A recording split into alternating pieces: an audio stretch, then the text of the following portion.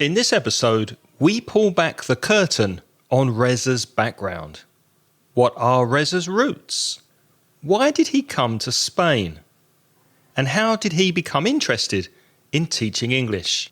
Find out some more about Reza and his family tree in this episode of Aprender Inglés con Reza y Craig.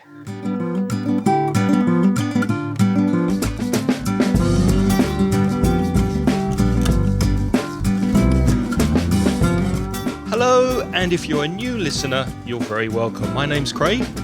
And my name's Reza. And with nearly 50 years of teaching between us, we're going to help you improve your English and take it to the next level. As always, I'm joined by my good friend Reza. How are you doing? I'm fine, Craig. I'm doing well. I've been busy, but, that's good, keeping my brain active. How about you? Yep, the same. Everything's good this end. The weather's getting hotter, but it's not too bad at the moment, so things are good. First this week, we have a voice message from our friend Agustina from Argentina, who has passed an exam.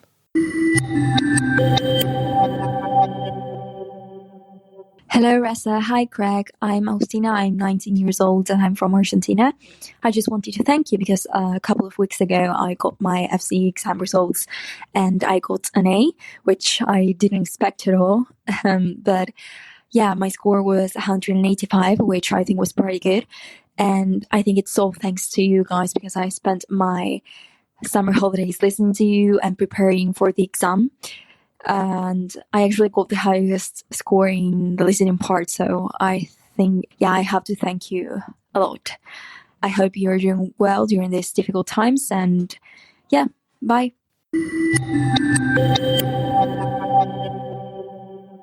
Well, congratulations, Augustina. That's absolutely fantastic news on passing the Cambridge B2 first exam with an A. That's incredible, isn't it, Reza? Yeah, very, very few people get an A, Agustina, but I am not at all surprised to hear you got an A because your pronunciation is superb, way above the typical B2 first level. Wouldn't you say, Craig? Yeah, sounds almost like a native speaker. Really, really impressive. In fact, such a high mark. I think she said 185. The maximum's 190 points. So between 180 and 190, that gets you an A, which is equivalent to C1 level. So absolutely amazing. Well done. I mean, obviously, we don't know what your writing and reading is like. We don't know. But from that message, I would have just presumed that you were an advanced student, that you'd passed exam. In fact, if you had done the advanced exam, you would have passed it. If you get an A in first, the speaking, it's the equivalent of having passed the advanced. For speaking, But I mean, she got an A in the exam overall, and Cambridge write on your certificate that you would have passed a C1, in fact. Yeah, that's correct. If anybody is in a similar position to Agustina and wants to pass an exam, Reza, can you think of a service where they might be able to find a one-to-one teacher to help them pass? Yes, a one-to-one teacher could be a very good idea specifically for preparing for an exam because you will have your own needs, your own necessities to get you ready for that exam. You might need more practice on listening. You might need more on speaking, not so much on grammar, whatever. Then a one-to-one teacher could be the answer for you. italki, that's I-T-A-L-K-I, italki.com could be just the place for you. italki is an online platform. And if you go to their website, you will find there are a whole variety of teachers of English. And you can look at their profiles, you can see how much they charge, the qualifications they've got, their experience, their timetable, when they're available, and then you can find the perfect teacher to suit you. You might want someone with a particular accent, for example. You might want somebody with a Scottish accent. They've got Scottish teachers. You might want an American teacher, etc. You might want somebody who specializes in the first certificate exam. They've got that as well. As a little added incentive, if you sign up to italki through our website, just follow the link in the show notes, and you buy your first purchase, they will give you $10 credit to get you started. So there's an extra reason for giving it a go today. You've got nothing to lose. Why not try italki today for a one-to-one class from the comfort of your own home? And Reza and I would like to thank italki very much for sponsoring Aprender Inglés con Reza y Craig. Next, we have an audio message also from Argentina from our friend Florencia, who likes to be called Flor. Flor has sent us a message before and often listens with her boyfriend Gidi. So here is her recent message.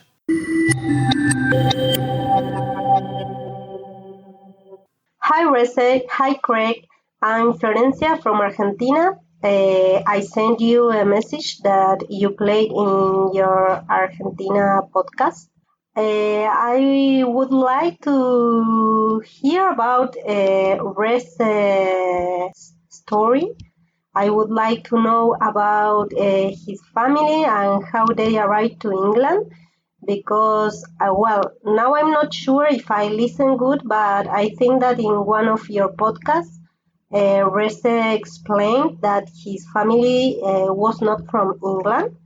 So with my boyfriend, we really would like to hear about his story. Thank you for all, guys, and bye-bye.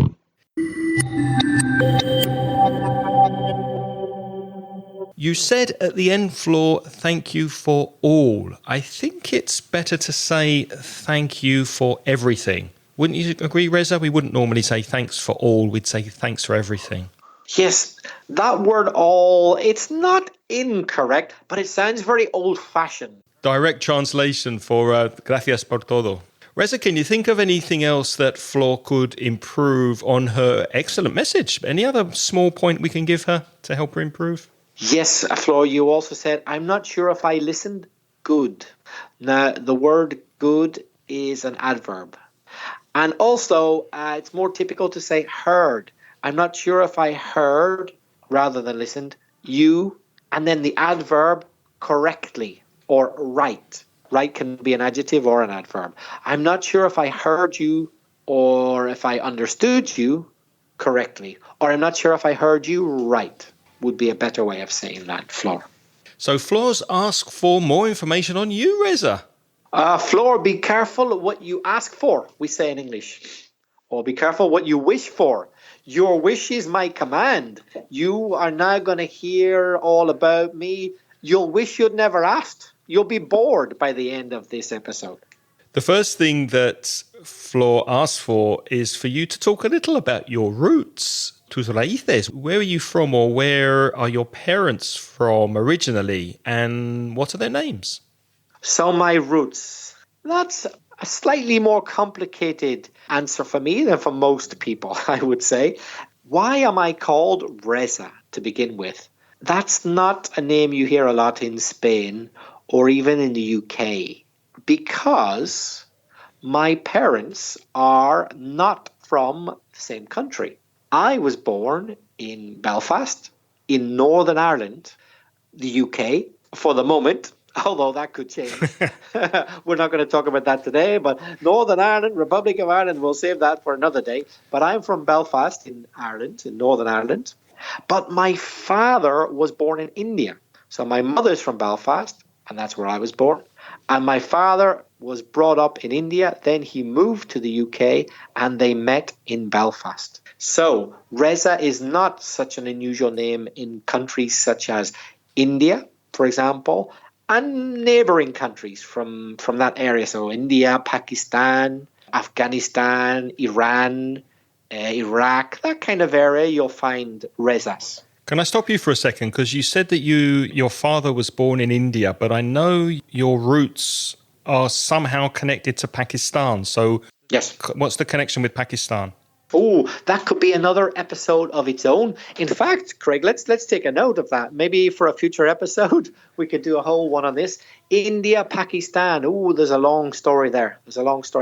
Like many countries, there's a kind of love-hate relationship. I say my father was born in India, right? Because when he was born, Pakistan didn't exist. There was no such country as Pakistan. It was all India. He was born in the part of Pakistan that was India? No, no, indeed not. When my father was born, there was no Pakistan, it was only India. Then later they divided the country. But in fact, the bit where my father was born is still India today, not Pakistan. Oh, okay. Not Pakistan. So he was born in what is still today India. However, when he was about 8 or 9 years old, they divided the country, which is exactly at the time the British left India. So it was a British colony. And when the British left India, that is when they decided to split up the country into India and Pakistan. And in fact, another country, East Pakistan, which today is known as Bangladesh. So they divided what was just called India into three parts. And my father comes from the part exactly where they put the border, the frontier. So he was very unlucky. That's where his family had lived for many generations. So do you still have family on your father's side in that part of the world?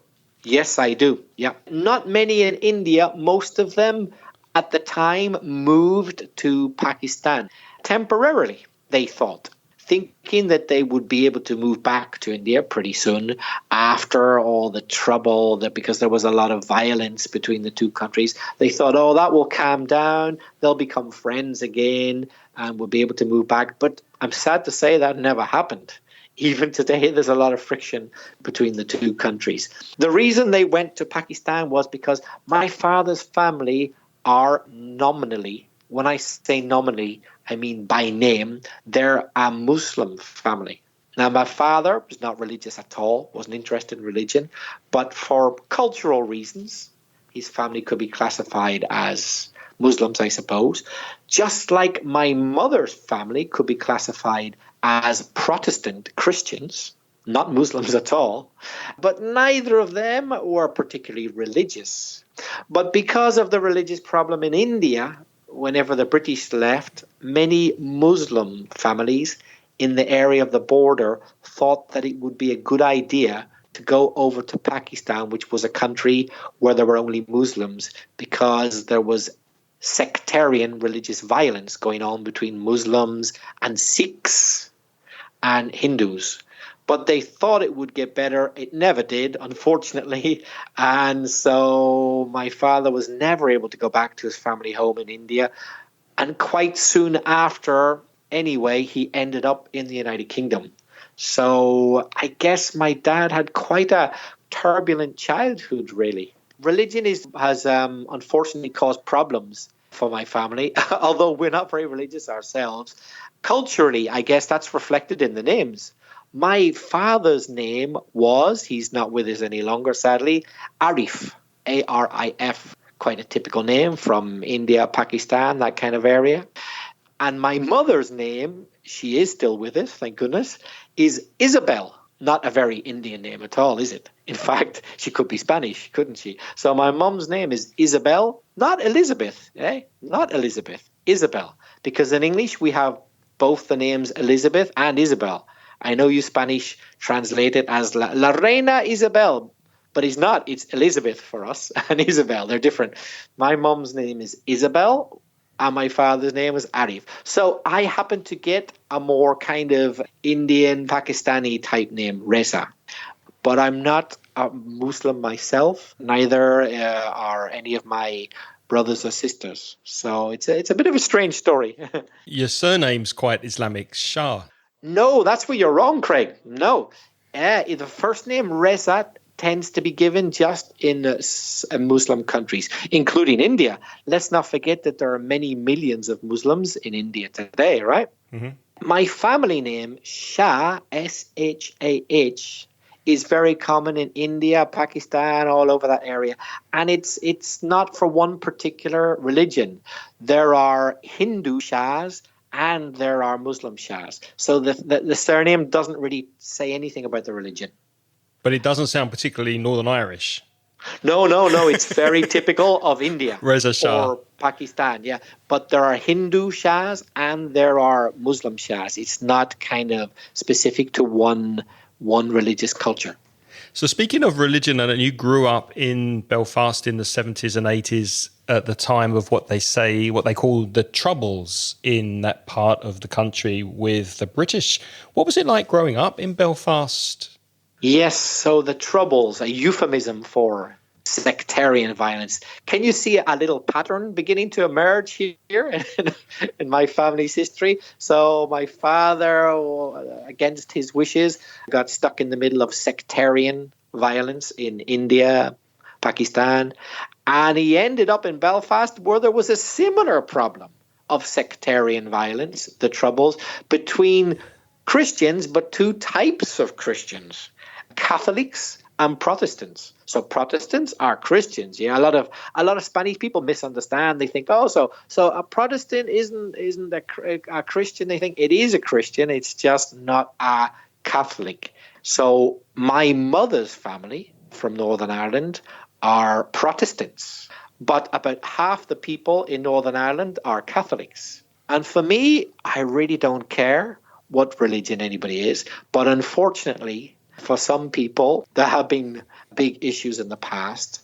And so when I grew up in Northern Ireland, this sectarian Catholic Protestant or Catholic pro-Irish Protestant pro-British conflict caused a lot of problems. For me, it was normal to see the army on the streets. Maybe not every day, but certainly every week. Lots of checkpoints. That's when the security forces stop your car. They ask to see your ID. They want to know where you're going, where you've come from. They check the registration to make sure you really are who you say. Also to see and hear helicopters in the air, keeping an eye on what's going on. Very, very, very extensive security measures. Entering big shops, like Sainsbury's or Marks and Spencer's, they would have lots of metal detectors at the door, and you would be frisked. Frisk. To frisk someone is to touch their body to see if they've got a gun or a bomb or a knife or something they shouldn't have. All of that was completely normal when I was a kid growing up in Belfast, Craig. But not these days. These days, that's gone.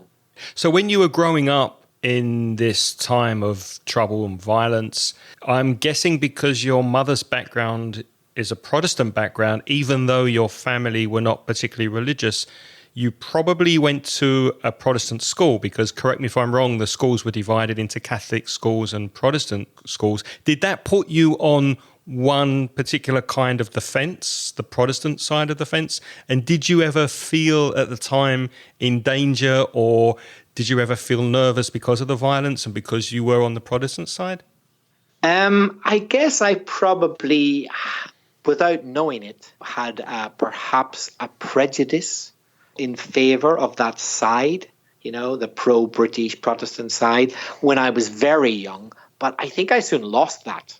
And now I definitely don't feel that at all. But don't you think, Craig, it's inevitable that you get affected by the people around you, and you kind of, whether you intend to or not, you accept a lot of the things that they say as simply the truth, a fact.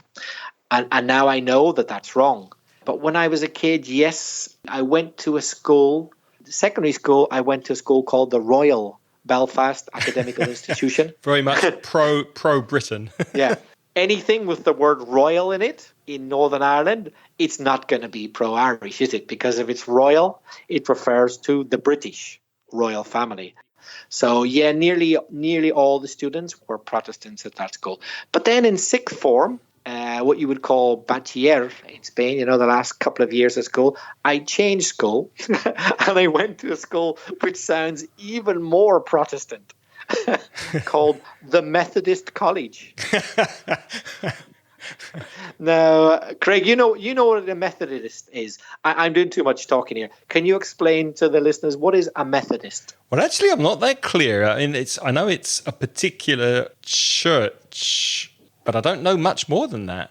Oh, well, me neither. But yeah, that's exactly it. It's a branch of Protestantism, let's say. Okay. The Protestants are more complicated than the Catholics. The Catholic Church, there's just one, right? Most people in the Spanish-speaking world know that, because most people who would call themselves a religion would say they're Catholic. Most people, not all people. in the Spanish-speaking world, and Rome is the headquarters of that. It always has been, and it is today, Rome. But for Protestants, there are many, many subdivisions. There's Anglican, which is probably the majority of people in England. There's Presbyterians, which is the majority of people who are Protestant in Scotland and Northern Ireland, by the way. And the majority are not Anglicans there. There are Methodists, there are Baptists, very popular in the United States, for example, and many, many, many others. So the Methodist Church is quite an old church. It's not like one of these new modern crazy sects. It's an old church going back a couple of hundred years old. So in sixth form, I went to school called the Methodist College. But strangely enough, about 20% of the students there were Catholic. Oddly. Very strange, eh? And all of my childhood, I mixed a lot with Catholics and Protestants in Belfast because I played the violin. I'll talk a bit more about that later, but I often played in big groups, orchestras, and there was always a mixture of Protestants and Catholics. So that was a good way of getting to know people from all types of backgrounds. Did you have any Catholic friends? Oh, yeah. I would say the majority of my friends were Catholic, just by chance. Not because I chose it that way, but just so happened that about 50 or 60% happened to be Catholics. So you did mix, maybe through your musical background, playing the violin, you did come into contact with Catholics and you did mix and have friends in the Catholic community. It wasn't completely segregated. Yeah, and most people did. I'm not exceptional. Most people in Belfast did mix a bit. Some more than others, but it wasn't that people never, ever, ever mixed with each other. It was a little bit limited or very limited, depending on what type of person you were, what type of mentality you had. And since my father was neither a Protestant nor a Catholic and came from a foreign country, for me, it was no big deal. I was already used to that kind of thing. My father, his very first friend in the UK was a Hindu, by the way. He's a very, very dear friend.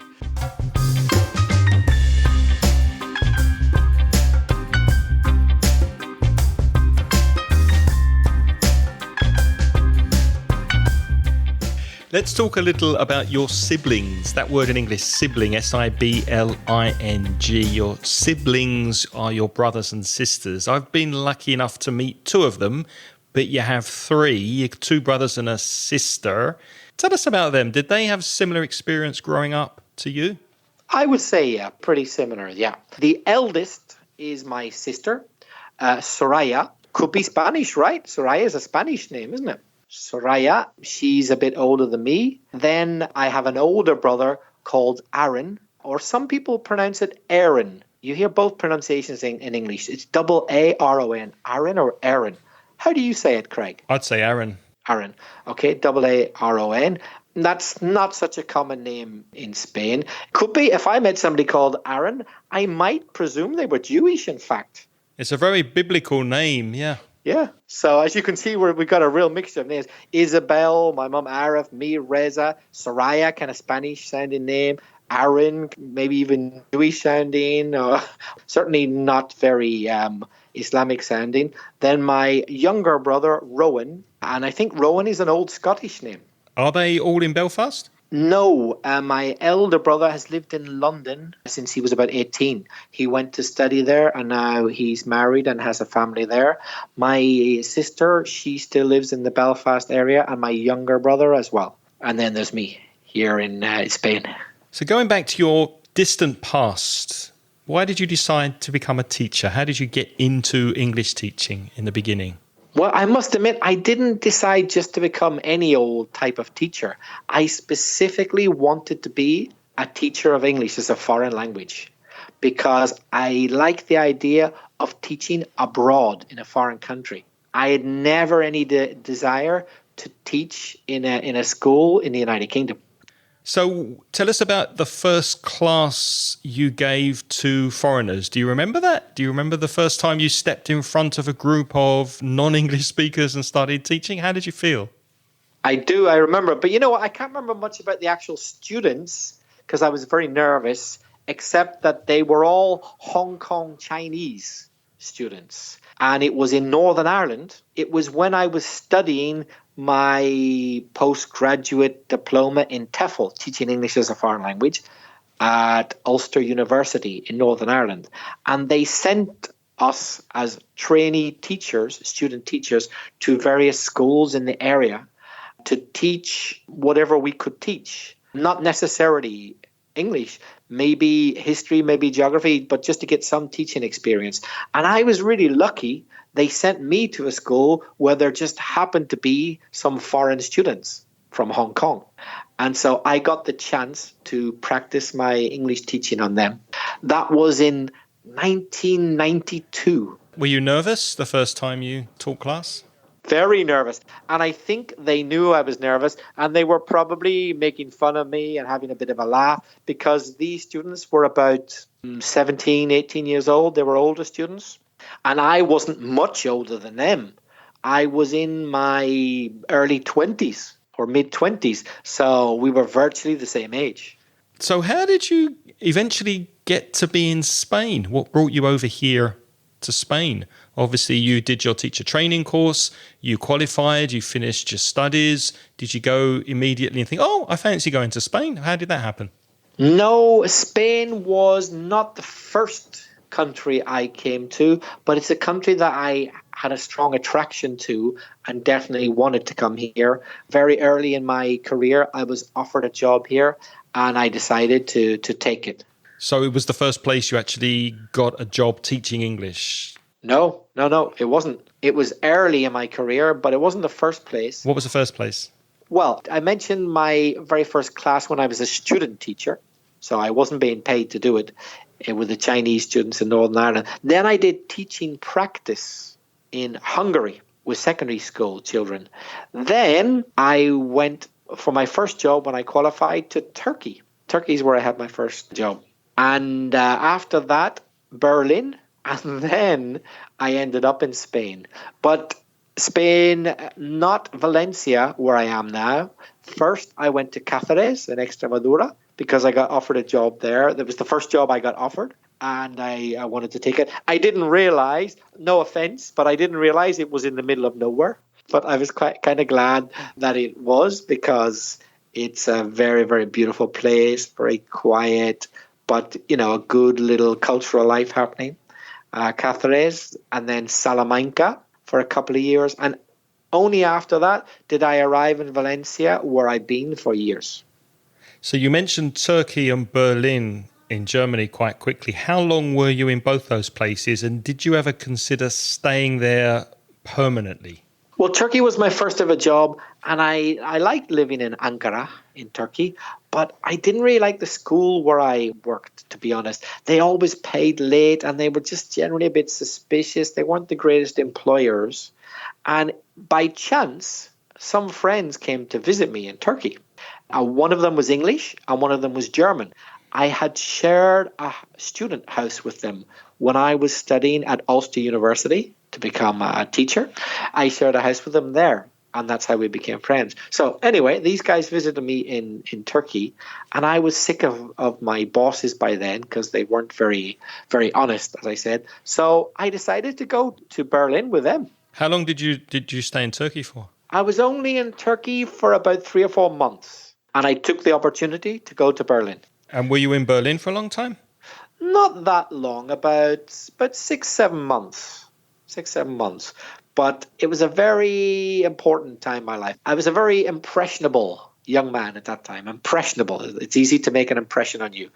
And for me, it was fascinating to be in this very famous big city, Berlin, full of culture and history.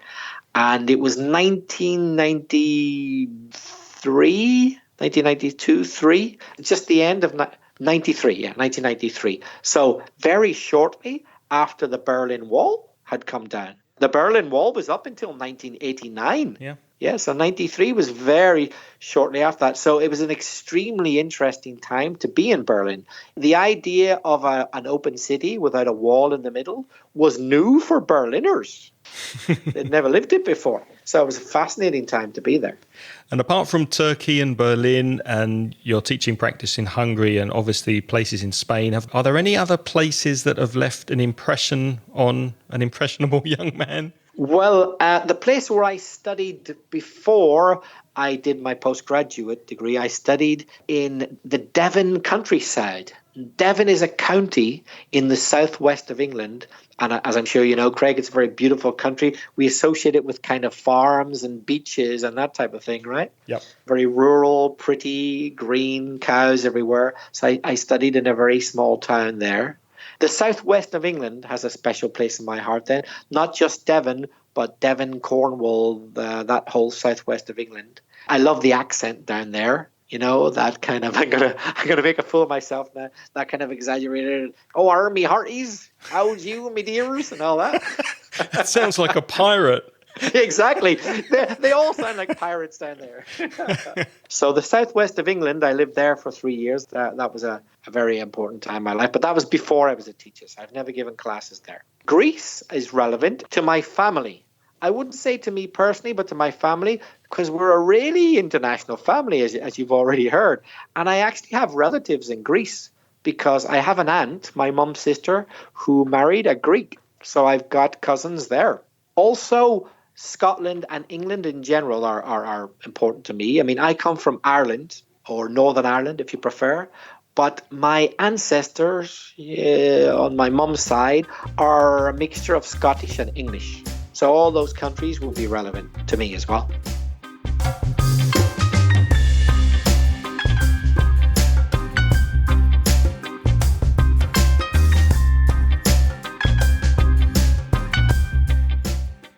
That's pretty much your roots, I think. If anyone has additional questions for Reza, things that maybe he hasn't mentioned, please let us know. But before we go, I have put one or two questions together for you, Reza, that dig a little bit deeper, that go a little bit deeper. And I'd like to ask you, for example, what's the most misunderstood thing about you, do you think? What do people misunderstand the most about you? That's a really good question, Craig. Sure, but it's a hard one to answer because everybody has their own impression of themselves, which sometimes can be very different to other people's impressions, and sometimes can be different from reality. So it's really hard to answer. But what I think people misunderstand about me is that I like doing things well and properly. I really take seriously getting things right. And I'm not sure if everybody understands that about me, because I like to have a laugh. I like to have fun. I think, to go through life being serious and boring and, sad all the time is a bit silly. So you should try and make life as fun as you can. But that doesn't mean that you're not making a big effort to do things well and properly. For me, it's very important to combine the two things. To be enjoying things, to be able to laugh at yourself, at the situation, but still to do a good job. And I'm not sure if I get that message across to people. So you think because of your sense of humor, because the fact that you like enjoying yourself and having a good time, you think people don't understand the fact that you like to do everything really well? Yeah, as an outsider, you're not me, so better to ask you. How do I come across? Well, no, I'm not the best person to ask because I've known you for so many years and we are, very close friends. So I know that about you because I've worked with you with the podcast. I've worked with you as a teacher in the same language school for many years. So I know you're like that. But perhaps people who meet you just superficially or they don't know you for a long time or they don't know you very well, I can understand why they might get that opinion or that impression. Okay, let's ask you an easier question. How do you most like to spend your time when you're not teaching, when you're not podcasting? What do you do to relax? Well, that's changed over the years. In more recent times, I probably watch more TV than I should. Just because I'm not as young as I used to be and it's easy. You don't have to make much effort. I can identify with that, definitely. Probably spend too much time watching series on Netflix like many other people. But all of my life, I've always been interested in music. It's a real passion of mine. And many different styles of music. I love classical music, but I also love rock and pop, jazz, ethnic music, folk music, pretty much anything. I'm pretty much open to all styles of music. So I've played classical music in places. I've also been involved in a few interesting projects over the years. Like I played in a Louisiana-style Cajun group for a year or so. We played music from the south of the United States, that kind of country and western mixed with blues, singing in French. Weird kind of mixture. And that was a strange thing to be involved in. I played in the what they call the Palau de la Música, the music palace here in Valencia. I actually performed once in a weird concert where they combine music in about 25 different languages. So I was really like a fish in water then, because languages, there was Spanish, Portuguese, Greek, Romanian, Japanese, Chinese, Basque, Catalan, you name it, from songs from all over the world. That was fantastic. So languages interest me, music, and also cooking and eating. One of the things I really miss because of the coronavirus is not being able to go to Craig's house to record the podcast and enjoy the food there. I miss it too, not only because I miss your company, because I miss the lovely food we have when you come around here. But just a quick question about the music, because I have heard you play, and you do play very well. I've heard you play live. But do you ever, when you're bored or you want to pass the time, do you just pick up the violin at home and play on your own at home? Very rarely, Craig. I have to say it's a terrible thing to confess, but I don't. I just don't seem to have the time, or when I do, I feel too tired. I wish I did more. The thing is also, I've got a little bit of a problem because I used to play the violin a lot more, but I had a bit of an accident when I was younger. I had a bit of inflammation in my wrist caused by arthritis. I get a little bit of arthritis, and it caused a tendon. Un tendon, to break in my wrist. And my hand's never been the same since. And you need a lot of flexibility to play the violin. Yeah. So I can't quite play exactly as I should, and it's slightly painful to play. Mm-hmm. You mentioned food just now. Is there any food you especially like? Yes, I really, really like a well-made, it's got to be a good one, a well-made Spanish omelette is hard to beat. Una tortilla española. Yeah. If that's well made, it's one of the most delicious things ever. Just that simple mixture of eggs, onion, potato, cooked in the oil. That on a little bit of bread with tomato and oil. Wow. That's hard to beat if it's a good one. I like that a lot. I also unwisely, I'm a big fan of many British cakes and desserts. I think in British cuisine, we have a lot of good desserts. And I'm a big fan of things like apple crumble, rhubarb, sponge crumbles, chocolate cake, all sorts of biscuits. We've talked about this before, fig rolls and things like that, or biscuits. I think British sweets and desserts are really good. Yeah, all those lovely things that unfortunately we don't get very much over here. I think we both miss those. Yeah. So I don't want the listeners to think, I eat a lot of sweet stuff. No. When I eat sweet stuff, I like it to be that traditional kind of British desserts and pastries, hojaldre, that I just mentioned. But on the whole, I'm in food heaven when it's traditional Mediterranean style food. That's my biggest passion in cuisine. I love all those Mediterranean dishes based on fresh fruit, vegetables, fish, meat, plenty of olive oil. That healthy traditional Mediterranean diet is something which I love cooking and eating. And one final question, Reza, before we go. What things about yourself, about Reza, would you like to change if you could? Oh, that's first, obviously, my appearance, because I'm no oil painting, as they say. So I wouldn't mind looking a bit more attractive. I don't look very attractive, so I would like to look more attractive. Who wouldn't? Let's be honest. That'd be nice. Also, I think I would benefit from more patience. Sometimes I lack patience, I have to admit. Do you think that's something that's getting worse as you get older? Do you have less patience now than when you were younger? No, I don't think it's getting worse in my case. It's always been that way. I have very little time to spend on kind of what I would call banal things or silly little things which impede what you're trying to do, but they're not very interesting.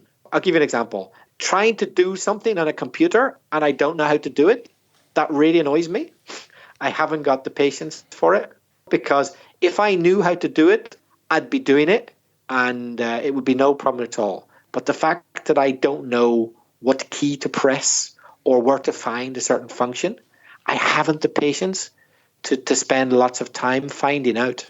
I just haven't got the patience for it. So maybe it's more with technology, because I'm guessing that if you had to learn a new tune on the violin, you would have the patience to do that. Yes, but it's not specifically against technology. It's because learning a new tune on the violin is art. That, you see, that appeals to me. It's creativity. It's creating something. It's art. It's culture. But learning how to cut and snip something and then paste it on the computer is very useful. Yep. And now that I know how to do it, it's fantastic. But it's not entertaining. It's not fun. It's just very, very useful. It's functional, yeah. I'm glad I know how to do it now, and it makes my life a lot easier. But the idea that I might have to spend 2 hours figuring out how to do it does not amuse me at all. I just want the information to be instantly implanted into my brain, and I do it, if you know what I mean, because it's not interesting. It's just useful. I haven't got patience for things which I don't find interesting. If they're purely functional but not interesting, I have very little patience for that, I have to admit. So it's not just technology. It could be, for example, buying a new pair of laces because, my laces are broken. Laces are cordones. I didn't want to buy those new laces. It doesn't interest me, but the laces on my shoes broke, so I have to go and buy some now. It really annoys me. So I think I could be doing something so much more interesting than going to buy a pair of laces. You know what I mean? Yep. I admit that is a fault in me. I have little patience for banal things in life. Someone said to me a few days ago, life is a series of problems to solve. Like you wake up in the morning, there's a problem, you need to solve it. And then in the afternoon, there's another problem, you need to solve it. And then the next day, and the next day, and the next day, it just repeats. And that's life. It's a series of problems, like learning to do something on the computer or going to buy something in the shop that you need, but you don't really want. It doesn't excite you, but you have to do it. That's another problem to solve. So I thought about that. I think, yeah, maybe that's life. It's just a series of problems we need to solve. So now you've got to solve how to improve your English. If you would like to contact us, we would be over the moon, which means really, really happy if you would send us a voice message so that we can hear your voice. And to do that, you need to go to our SpeakPipe service. So go to SpeakPipe, speakpipe.com/Ingles podcast, especially if you have anything additional to ask Reza about his life or his roots. Or you could send us an email. Reza, where can people send their emails to? You can send an email to me or Craig. You'll find Craig at craig@inglespodcast.com or me, belfastreza@gmail.com. We have lots of material on the Mansion Ingles website. Go to store.mencioningles.net for courses that you could buy to improve your English. And of course, on the Mansion Ingles website, there are lots of free materials and exercises for you to do in English. We'd also like to thank all of you who are supporting this podcast on Patreon. So some of you are Patreon members and giving a little bit of money to support this podcast, and you also get access to transcriptions. And you can find that at Patreon, patreon.com/Ingles podcast. And we ask for a minimum donation of $1 per month to get access to those transcriptions. Now, we don't have time to mention all of our lovely supporters, but Reza, who are the people who have joined us this month? And thanks to our most recent supporters who are Edix Medina, Rafael Vega, Eduardo Fernandez Sierra, Martin Forgeni, Amparo Soto, Alvaro Vasquez, and Beatriz Martin. Thank you very much for listening this week. On next week's episode, we'll be speaking about the army, so please join us for that. Until next time, it's goodbye from me. And it's bye-bye from me. Music in this podcast is by Pitts. The track is called See You Later. Music also by Kevin MacLeod from incompetech.com. The track was Macquarie Bay, licensed under Creative Commons at creativecommons.org.